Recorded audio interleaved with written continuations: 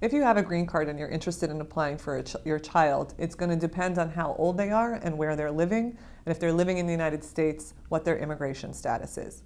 As a green card holder, your child is not going to be considered to be an immediate relative, so there are certain prohibitions as to whether or not they can change their status in the United States.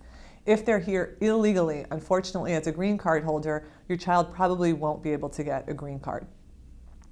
If your child, though, is living abroad and you have a green card, then you can file an I-130 petition for your child and they can come to the United States. However, because you're a green card holder, your application is going to be subject to a quota. There is only a certain amount of people that the U.S. immigration allows to come into the United States, and children of green card holders are within that quota.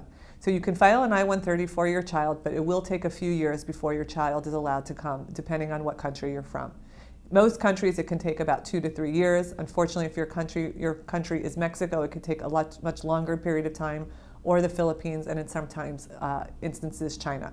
But once you're a green card holder, if your child is living outside the United States, you can file for them. Again, if they're in the United States illegally, most likely they won't be eligible to change their status.